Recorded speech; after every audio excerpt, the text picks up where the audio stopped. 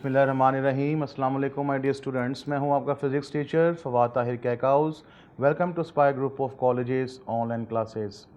Students, आज हम अपना लेक्चर नंबर 20 स्टार्ट करने जा रहे हैं, जिसके अंदर हम लोगों ने जो लर्निंग आउटकम्स कवर करने हैं उनमें शामिल हैं रेजिस्टिविटी क्या होती है और उसकी टेम्परेचर डिपेंडेंस और colour code carbon resistances. Students, last lecture तक हम लोगों ने ओहम्स लॉ को कंप्लीट किया और उसकी इफ़ेक्ट्स देखे, ओहमिक नॉन ओहमिक के प्रॉपर्टीज़ को पढ़ा। देन हम लोगों ने रेजिस्टेंसेस के कॉम्बिनेशंस को पढ़ा, सीरीज़ और पैरेलल। उम्मीद करता हूँ कि आप लोगों को अच्छे तरीके से समझ आया हुआ है और कमेंट्स को देखकर ही मैं ये अंदाज़ा लगा रहा हूँ, क्योंकि कमेंट्स आपके बड़े अच्छे मुझे लगे और बड़ा अच्छा लगा कि जी आप हमें कंप्लीट फ़ॉलो कर रहे हैं। कुछ स्टूडेंट्स तो बहुत अच्छा रिस्पांस दे रहे हैं, लेकिन एक आधा स्टूडेंट है जो कोई ना कोई लाज़मी मिलता है जो कहता है कि सर इस पॉइंट की समझ नहीं आई। तो बेटा लाज़मी मैं आपसे फिर वही कहूँगा जो मैं कमेंट्स में कहता हूँ कि लेक्चर को रिवाइंड करके दोबारा से देख लिया कीजिए और वर्ड्स पे फोकस किया कीजिए एंड देन रीड किया कीजिए। इंशाल्लाह आपकी प्रॉब्लम्स रिज़ॉल्व हो जाएगी। आइए बेटा, पहले हम देखते हैं कि रेजिस्टिविटी क्या होती है और इसकी टेम्परेचर डिपेंडेंस क्या है। जैसे कि स्टूडेंट्स हम लोग ऑलरेडी ही जानते हैं कि आर डायरेक्टली प्रोपोर्शनल लेंथ के है और इन्वर्सली प्रोपोर्शनल एरिया के है। अगर हम इन दोनों को कंबाइन कर दें तो हमारे पास प्रोपोर्शनल एल ओवर ए आ जाएगा। इक्वालिटी में कांस्टेंट आएगा और यहाँ पर कांस्टेंट बेटा रो लिया गया है। इस रो को कांस्टेंट ऑफ प्रोपोर्शनैलिटी कहा जाता है, जिसका नाम रेजिस्टिविटी रखा गया है, जिसको दूसरे मायनों में स्पेसिफिक रेजिस्टेंस भी कहा जाता है। और rho is the constant of proportionality known as the resistivity और specific resistance of material of the wire. यहाँ से देखिए आपको पता लगेगा कि ये जो वायर की मटेरियल है, वायर का मटेरियल है उसकी प्रॉपर्टी है, जबकि जो रेजिस्टेंस थी वो कंडक्टर की प्रॉपर्टी थी, वो वायर की प्रॉपर्टी थी। और रेजिस्टिविटी वायर जिस मटेरियल की बनी है उसकी प्रॉपर्टी है। तो बेटा रेजिस्टिविटी क्या है? It is defined as the resistance of metre cube of a substance. यानी कि अगर आप 1 मीटर क्यूब की आपके पास कोई मटेरियल है, उसकी जो रेजिस्टेंस है उसको रेजिस्टिविटी कहते हैं। यानी कि ये भी एक रेजिस्टेंस ही होती है, लेकिन ये स्पेसिफिक होती है, इसलिए इसको स्पेसिफिक रेजिस्टेंस भी कहा जाता है। बेटा अगर आप इसको नोट कर लीजिएगा कि रेजिस्टेंस इज़ द प्रॉपर्टी या characteristic of the wire, whereas resistivity is the property of material of which the wire is made of. जिसको मैं फोकस कर रहा हूँ वो ध्यान में रखिएगा। बेटा जिस तरह से कंडक्टेंस रेसिप्रोकल था रेजिस्टेंस का, बिल्कुल इसी तरह रेजिस्टिविटी का भी एक रेसिप्रोकल होता है जिसको कंडक्टिविटी कहा जाता है। तो कंडक्टिविटी भी एक इंपॉर्टेंट डेफिनेशन है। It is the reciprocal of resistivity represented by sigma. So we can write sigma is equals to 1/रो। अगर आप बेटा कंडक्टिविटी का यूनिट देखें तो वो हमारे पास पर ओहम पर मीटर निकलेगा, यानी कि मोह पर मीटर। अगर ये कैसे आया, इसके लिए आपको जो स्पेसिफिक रेजिस्टेंस है उसका यूनिट देखना पड़ेगा। बेटा स्पेसिफिक रेजिस्टेंस आप जानते हैं कि वो हमारे पास RA/L है, ठीक है। रेजिस्टेंस का यूनिट हमारे पास बेटा ओहम है, मीटर का एरिया का यूनिट मीटर स्क्वायर है, लेंथ का यूनिट बेटा हमारे पास मीटर होता है। ये मीटर से मीटर कैंसिल हो जाएगा तो आपके पास निकल आएगा ohm metre. So ohm metre is the unit of resistivity, यानी कि स्पेसिफिक रेजिस्टेंस का यूनिट हमारे पास ओहम मीटर होता है। और अब जिसका रेसिप्रोकल ले लें तो पर ओहम पर मीटर हो जाएगा। अब पर ओहम को हम मो भी कहते हैं, तो आप इसको साइमन्स पर मीटर भी कह सकते हैं, तो जो भी कह दीजिए सही है। So conductivity is the reciprocal of resistivity, where as the conductance is reciprocal of resistance. बेटा अब जिस तरह से हम लोगों ने रेजिस्टेंस के फैक्टर्स पढ़े थे, आइए बिल्कुल उसी तरह ही हम अब रेजिस्टिविटी के फैक्टर्स पढ़ते हैं। रेजिस्टेंस के फैक्टर्स हमारे पास 4-5 थे, लेकिन इसके हमारे पास सिर्फ 2 ही फैक्टर्स हैं। एक फैक्टर हमारे पास है टेम्परेचर ऑफ द कंडक्टर और दूसरा फैक्टर है मटेरियल ऑफ द कंडक्टर। आप चाहे कंडक्टर के 10 हिस्से कर दें, उसकी रेजिस्टेंस तो चेंज हो जाएगी, लेकिन उसकी रेजिस्टिविटी 10 की उसकी अगर हमारे पास जो पहले रेजिस्टेंस थी वही रहेगी, उसकी रेजिस्टिविटी चेंज नहीं होगी। अगर आप मटेरियल की बात करते हैं, जब तक मटेरियल चेंज नहीं करेंगे तब तक उसकी रेजिस्टिविटी चेंज नहीं होगी। और अगर आप टेम्परेचर की बात करते हैं तो जब तक टेम्परेचर चेंज नहीं करेंगे रेजिस्टिविटी चेंज नहीं होगी। अगर आप लेंथ की बात करते हैं तो लेंथ के आप बेशक 10 हिस्से भी कर दें तो रेजिस्टिविटी चेंज नहीं होगी, हाँ रेजिस्टेंस चेंज हो जाएगी क्योंकि वो लेंथ पे डिपेंड करती है। अगर आप इसका क्रॉस सेक्शनल एरिया चेंज कर दें तब भी आपके पास रेजिस्टिविटी पे फ़र्क नहीं पड़ेगा क्योंकि रेजिस्टेंस एरिया पे डिपेंड करता है, रेजिस्टिविटी नहीं करती। तो लिहाजा सिर्फ टेम्परेचर और मटेरियल को चेंज करेंगे तो रेजिस्टिविटी पे इफ़ेक्ट पड़ता है। ये इंपॉर्टेंट एमसीक्यू है। एक्सपेरिमेंटली ये फाउंड किया है बेटा कि resistance depend upon the two factors. बहुत इंपॉर्टेंट चीज़ है। Number 1 temperature and number 2 resistance below और अबव 0 डिग्री सी। यानी कि रेजिस्टेंस में जो चेंज है, रेजिस्टेंस नहीं, रेजिस्टेंस में जो चेंज है यानी कि delta R. Change in resistance depend upon the two factor, number 1 temperature, number 2 the resistance below और अबव द 0 डिग्री सी। आप इसको यूँ भी कह लीजिए बिलो और अबव द रूम टेम्परेचर। ठीक है, आप यूँ समझने के लिए कह लीजिए अगर आपका टेम्परेचर ज़्यादा हो रहा है तो रेजिस्टेंस डेफिनेटली चेंज हो रही होगी, तो फिर change in resistance above the room temperature पर भी डिपेंड करता है। अगर बेटा ये दोनों पॉइंट्स आपको क्लियर हो गए हैं तो फिर हम फ़र्ज़ करते हैं कि R0 हमारे पास 0 डिग्री सी पर रेजिस्टेंस है और टेम्परेचर बढ़ाने के बाद उसकी रेजिस्टेंस RT हो गई। कितना टेम्परेचर बढ़ाया? T बढ़ाया। तो फिर बेटा जो चेंज इन रेजिस्टेंस है RT माइनस आर नोट वो डिपेंड करती है उसकी ओरिजिनल वैल्यू यानी कि RO के ऊपर और साथ साथ डिपेंड करती है टेम्परेचर के ऊपर, क्योंकि इनिशियल वैल्यू उसकी ज़्यादा होगी तो चेंज भी ज़्यादा आएगा, रेजिस्टेंस की इनिशियल वैल्यू कम होगी तो चेंज भी कम आएगा। टेम्परेचर भी अगर ज़्यादा बढ़ाएंगे तो ज़्यादा चेंज आएगा। अगर आप इन दोनों फैक्टर्स को बेटा कंबाइन कर देते हैं आपके पास ये इक्वेशन डेवलप हो जाती है और कांस्टेंट यहाँ पर अल्फ़ा लिया गया है। ये जो अल्फ़ा है बेटा, ये अल्फ़ा हम कहते हैं known as the temperature coefficient of resistance. जो मैंने आपको लास्ट लेक्चर में कहा था कि ओहमिक और नॉन ओहमिक में अल्फ़ा जो है ओहमिक का 0 होता है, नॉन ओहमिक का 0 नहीं होता। जो मैंने वहाँ पर टेम्परेचर कोफिशिएंट्स कहे थे कि मैं नेक्स्ट लेक्चर में बताऊँगा, ये वो है। यहाँ पर देखिए अगर ओहमिक मटेरियल है तो रेजिस्टेंस उसकी सेम होगी। इसका मतलब है कि जो RT है वही हमारे पास RO है। जब दोनों बराबर हैं तो ये दोनों कैंसिल हो जाएंगे तो अल्फ़ा हमारे पास क्या आ जाएगा? 0। इसका मतलब है कि ओहमिक सब्सटेंसेस का जो टेम्परेचर कोफिशिएंट है वो 0 आता है, वेयर एज नॉन ओहमिक का नहीं आता। ठीक है बेटा। अब टेम्परेचर कोफिशिएंट ऑफ रेजिस्टेंस क्या होता है बेटा? This is the fractional change in resistance. अगर आप देखें तो ये फॉर्मूला हमारे पास x ओवर y की फॉर्म में लिखा हुआ है, तो इसको फ्रैक्शन कहते हैं।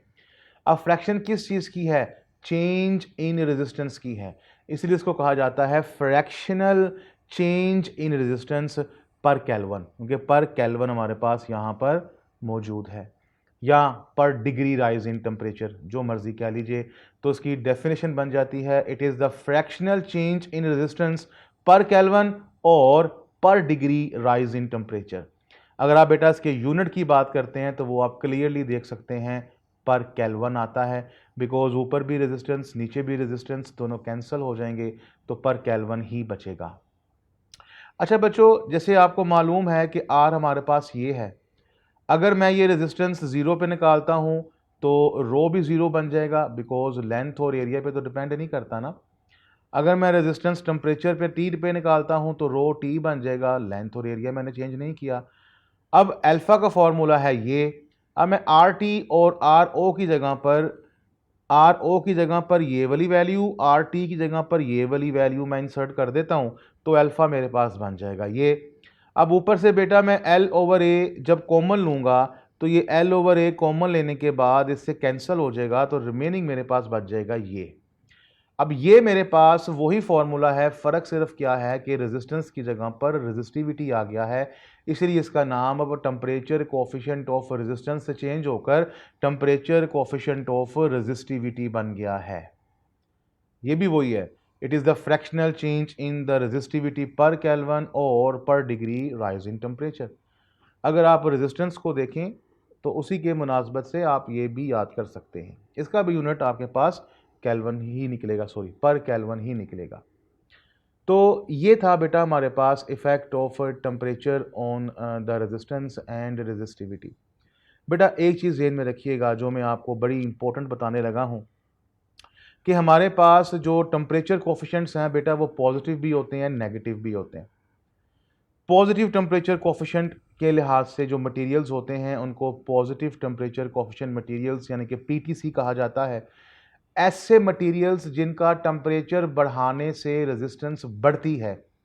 If we raise the temperature as a result resistance of the material also rises, then the material is said to be positive temperature coefficient materials, means PTC, or the temperature coefficient alpha for all such materials is positive.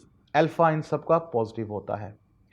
बिल्कुल ऐसे ही temperature coefficient हमारे पास negative भी होते हैं, और ऐसे तमाम materials जिनका टेम्परेचर बढ़ाने से रेजिस्टेंस कम हो उनको नेगेटिव टेम्परेचर कोफिशिएंट मटेरियल्स यानी कि एनटीसी कहा जाता है।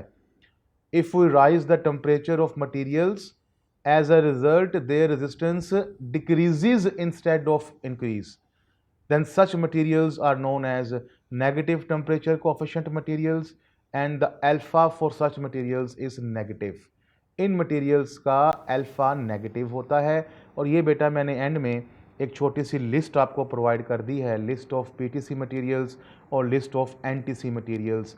ये तो आप बेशक याद ना करें लेकिन ये आपको याद होना चाहिए क्योंकि हमारे पास 3 ऐसे मटेरियल हैं जिनका टेम्परेचर कोफिशिएंट नेगेटिव है, अल्फ़ा उनका नेगेटिव है, कार्बन, जर्मेनियम और सिलिकॉन। बाकी ये सारी लिस्ट आपके साथ पड़ी हुई है तो आप देख रहे हैं सबसे टॉप पे सिल्वर है, देन कॉपर है, देन गोल्ड है, देन एल्यूमिनियम है, देन टंगस्टन है।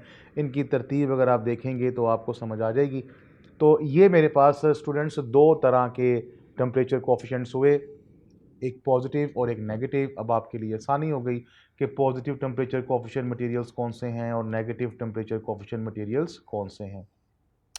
तो स्टूडेंट्स ये था हमारे पास रेजिस्टेंस और उसका इफेक्ट टेम्परेचर का और टेम्परेचर कोफिशिएंट। अब हम अपने नेक्स्ट आर्टिकल पे जंप करते हैं, वो है कलर कोड कार्बन रजिस्टर्स। ये बहुत इंपॉर्टेंट शॉर्ट सवाल है और इम्पोर्टेंट डेफिनेशन इसके अंदर मौजूद हैं। ये लॉन्ग क्वेश्चन नहीं है, ये शॉर्ट क्वेश्चन है।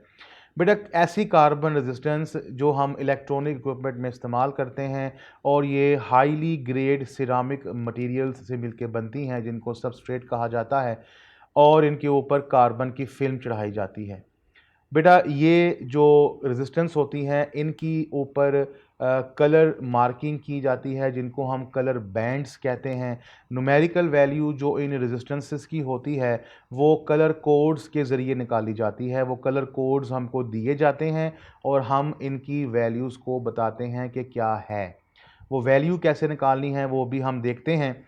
यूजुअली कलर कोड्स जो है कार्बन रजिस्टर्स के ऊपर यूजुअली 4 इस्तेमाल होते हैं, लेकिन इनके ऊपर 3 भी हो सकते हैं और एक सिंगल कलर भी हो सकता है।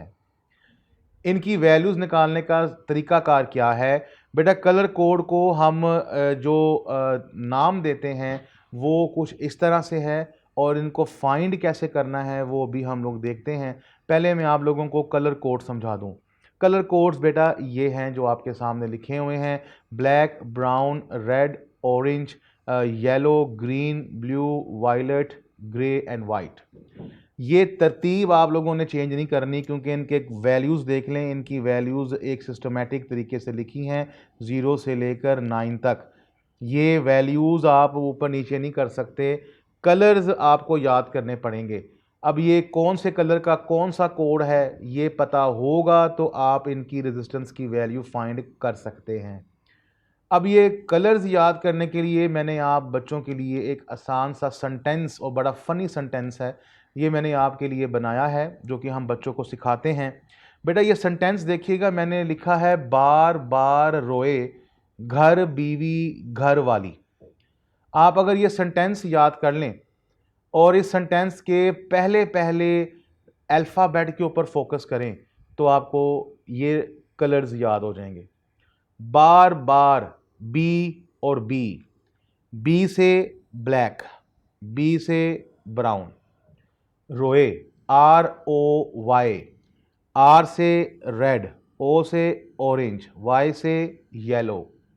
घर, बीवी, G से ग्रीन, B से ब्लू, V से वॉयलेट। घर वाली, G से ग्रे और वाली वाइट। तो ये सेंटेंस क्या बन गया? बार बार रोए, घर बीवी, घर वाली।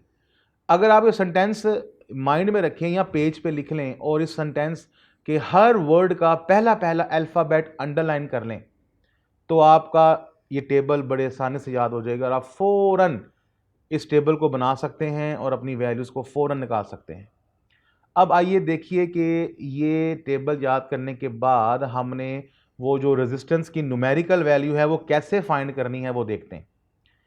बेटा स्टार्टिंग करते हैं हम लेफ्ट साइड से। ये बात ज़हन में रखिएगा कि जो भी रेजिस्टेंस आपके पास होगी उसकी हमने लेफ्ट साइड से स्टार्ट करना है। इसकी पहचान मैं आपको बता देता हूँ। यूजुअली मैंने कहा कि 4 कलर इस्तेमाल होंगे, 3 कलर इकट्ठे बने होंगे थोड़े थोड़े गैप के साथ और एक कलर बिल्कुल सेपरेट होगा।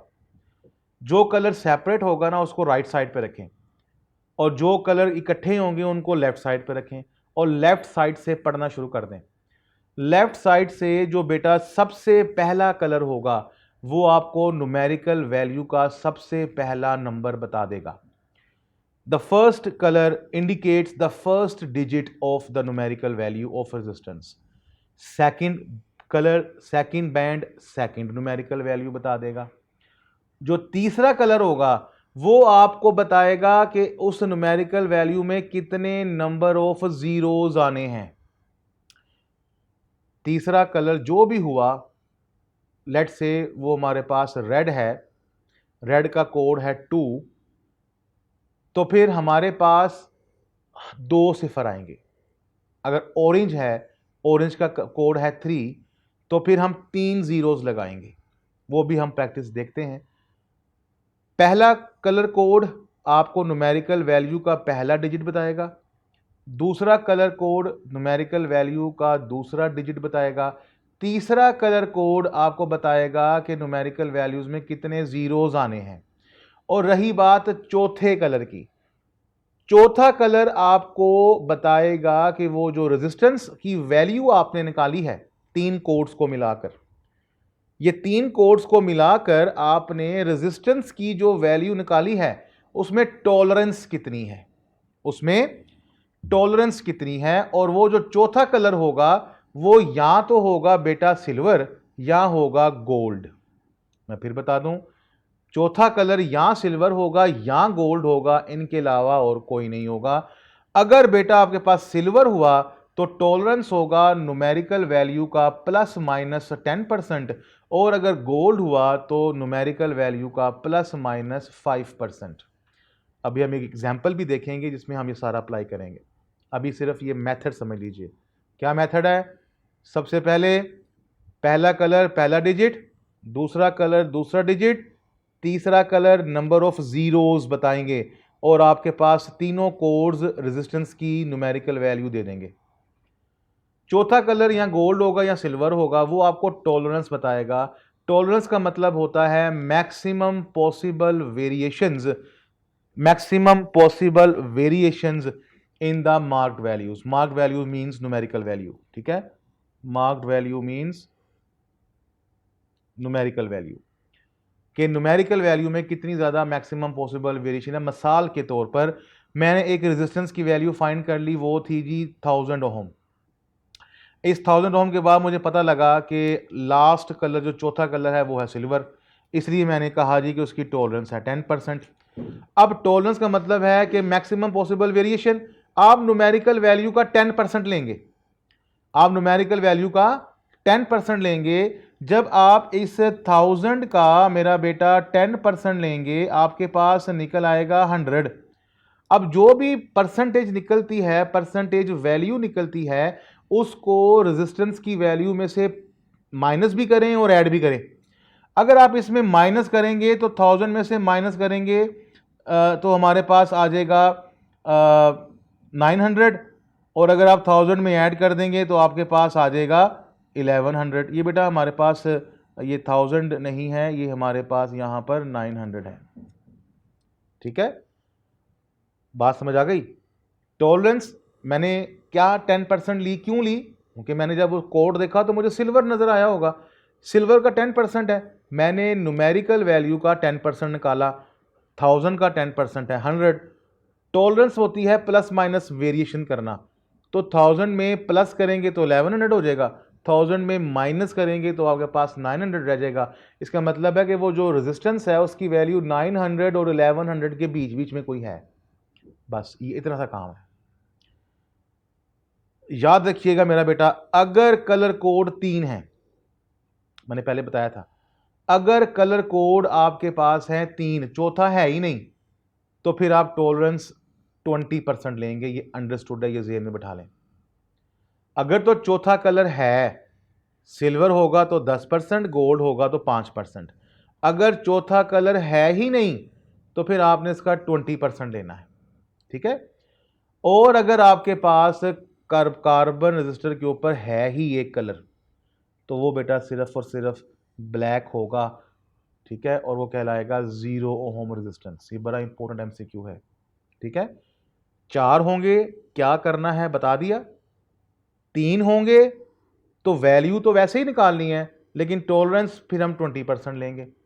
और अगर हमारे पास सिंगल कलर है तो वो 0 ओम रेजिस्टेंस होगी।